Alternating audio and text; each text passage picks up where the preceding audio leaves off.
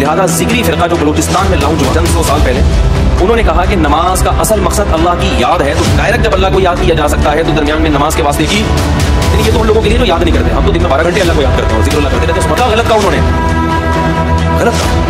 ایک آدمی کہتے ہیں نماز کی اصل حکمت کیا ہے کہ یہ برائی اور بے حیائی سے روکتی ہے، چونکہ نمازی لوگ آج کل بے حیائی اور برائی سے نہیں روکتے، لہٰذا میں نماز پڑھوں گا ہی نہیں، تو مقصد تو حاصل ہو ہی گیا۔ اور جو آدمی پہلے سے بے حیائی اور برائی سے بچا ہوا ہے اس کو تو نماز پڑھنے کی ضرورت ہے ہی نہیں۔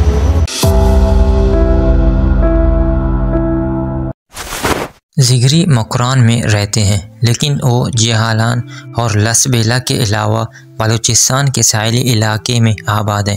براوی ذکریوں کو وائی بمعنی پیغام سے ماخوذ ہے۔ ذکری قرآن کو دائی کہتے ہیں۔ یہ قابل ذکر ہے کہ دائی، سنگتائی اور ساکی سب قدیم قبائل تھے، اور یہ بموجب دلچسپی ہے کہ براوی قبیلہ ساجدی کے بہت سے طائفے دائی یا ذکری ہیں۔ یہ نقطہ مزید تحقیق کا طالب ہے کہ گو ذکری خود کو مسلمان کہتے ہیں، تاہم ان کے عقائد، توہمات اور غیر مسلح اصحاب کے خیالات سے ملتے جلتے ہیں۔ صرف قرآن ذکریوں اور دوسرے مسلمانوں کے درمیان قدر مشترک ہے۔ عملی طور پر ذکریوں اور مسلمانوں میں بہت فرق ہے، اور ذکریوں کے عقائد اسلام کے اہم اصولوں پر نظریات سراسر مختلف ہیں۔ ذکریوں کا نام ذکر سے ماخوذ ہے، جو دوران عبادت کرتے ہیں۔ ان کے مخالفین اور متعصب مبصرین نے ان کے خلاف بہت کچھ لکھا ہے، تاہم یہ فرقہ بندی ماخذ ہے، اور دہانہ پور جون پور کے محمد نے اس کی بنیاد رکھی تھی، جسے کوئی افغان اور کوئی سید بتاتا ہے۔ اس نے مہدیت کا دعویٰ کیا تھا، اسے جون پور سے نکالا گیا، دکن گیا، وہاں کے حکمرانوں نے اس کی آؤ بھگت کی، لیکن اس کی شدید مخالفت کی وجہ سے وہاں سے نکالا گیا۔ وہ چند پیروں کے ساتھ گجرات، صحرائے بیکانیر اور جیسلمیر سے سندھ آیا، یہاں ٹٹا سے بھی نکالا گیا، تو وہ قندھار گیا، جہاں شاہ بیگ ارغون اس کا مرید بنا، لیکن ملا اور عوام اس کے خلاف اٹھ کھڑے ہوئے اور وادی المند میں دھکیل دیا گیا، جہاں وہ مر گیا۔ مکران کے ذکریوں کا کہنا ہے کہ وہ یہاں سے غائب ہوا اور مکہ، مدینہ، علب وغیرہ سے ہو کر حیران آیا اور لارستان کے راستے کھینچ آیا۔ اس نے کوہ مراد پر ڈیرہ جما لیا اور 10 سال تبلیغ کے بعد پورے علاقے کو ذکری بنا کر فوت ہوا۔ یوں ذکری فرقہ مہدیت کا حصہ معلوم ہوتا ہے، جس نے 15ویں صدی کے اواخر میں ایک واضح شکل اختیار کر لی تھی، اور اس تاریخ کا آخری ذکر 1628 میں ملتا ہے۔ غالباً یہ مذہب اس علاقے میں مہدی کے مریدان باصفا کے ذریعے آیا ہو۔ مکران میں بلیدی حکومت کی آمد اور ذکری مذہب کا آغاز بیک وقت ہوا۔ اس سے پہلے مکران میں اس کی موجودگی کی کوئی تاریخی یا روایتی شہادت موجود نہیں ہے۔ بلیدیوں کے ساتھ اس کی آمد ہوئی، شاید اس لیے پہلا بلیدی حکمران ابو سعید وادی المند کے علاقہ گرم سیل نزد فرا کا رہنے والا تھا، اور جس کا دور بھی مہدی کا دور تھا۔ بلیدیوں کے وقت اسے خوب عروج حاصل ہوا اور یہ علاقہ بھر میں پھیل گیا۔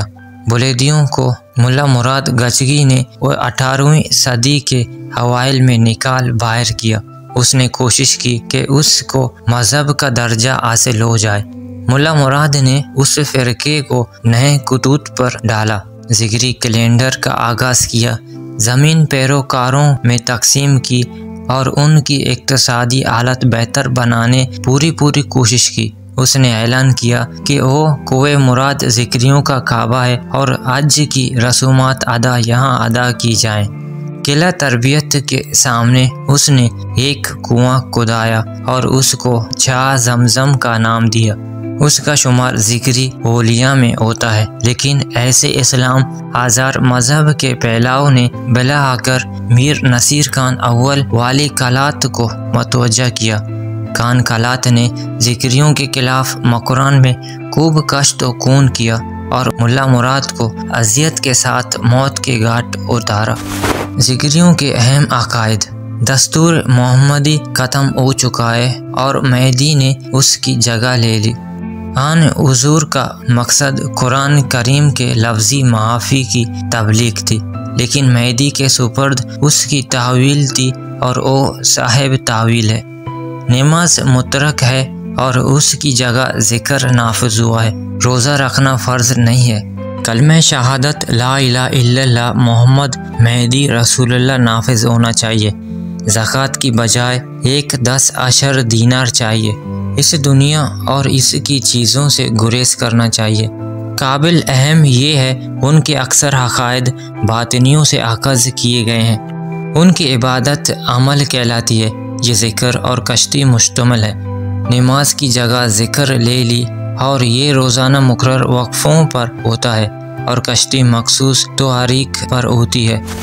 ذکر 2 طرح کی ہیں، یعنی ذکر جلی وہ ذکر جو زبان سے کیا جائے اور ذکر خفی جو صرف دل میں کیا جائے۔ ذکر بہت سے ہیں اور ہر ذکر 10 بار سطور کا ہے۔ لا الہ الا اللہ کا ذکر خفی جو ہر ایک صبح کاذب سے پہلے گھر پر 13 دفعہ دے رہا ہے۔ کشتی جمعہ کی کسی رات کو ہو سکتی ہے جو مہینے کی 14ویں تاریخ کو آئے اور ماہ ذوالحج کی پہلی 10 راتوں میں بھی اور عید الاضحیٰ کے اگلے دن بھی۔ بڑی کشتی ذوالحج کی 9ویں رات کو ہوتی ہے۔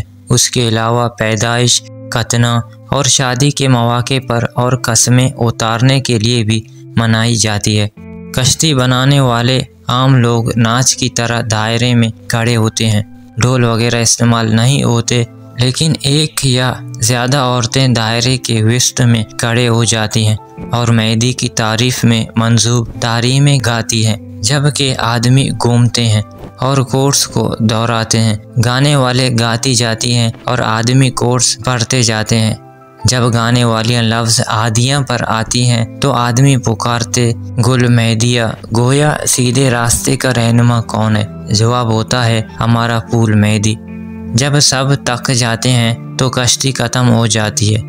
دیہات اور قبضات میں عورتیں اور مرد علیحدہ علیحدہ ذکر اور کشتی منعقد ہوتی ہے، لیکن پہاڑی بلوچوں کے یہاں مرد و عورتیں بلا امتیاز حصہ لیتی ہیں۔ یہ کہنا کہ ان اجتماعات میں غیر اخلاقی بلکہ مباشرت جی افعال رائج ہیں بے بنیاد ہے۔ یہ کہنا ہے ان متعصب لوگوں کی تراشیدہ ہیں جو ان کشتیوں میں عورتوں کی موجودگی سے یقیناً متاثر ہوتے ہیں۔ ذکر کے لیے علیحدہ جگہ مخصوص ہیں جنہیں ذکرانہ کہتے ہیں۔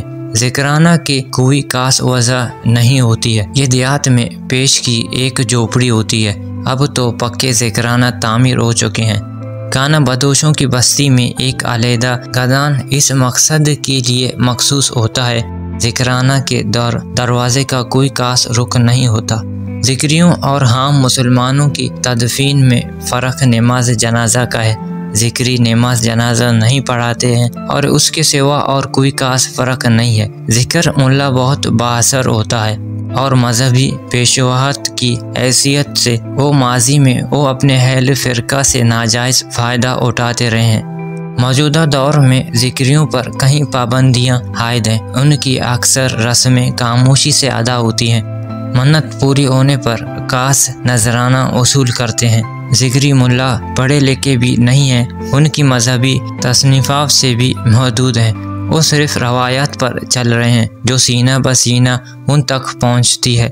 وجہ یہ ہے کہ لوگوں میں علم بڑھ رہا ہے اور ملاؤں کا اثر کم ہو رہا ہے اور اسلامی اصولوں کے ساتھ رابطہ ہو رہا ہے۔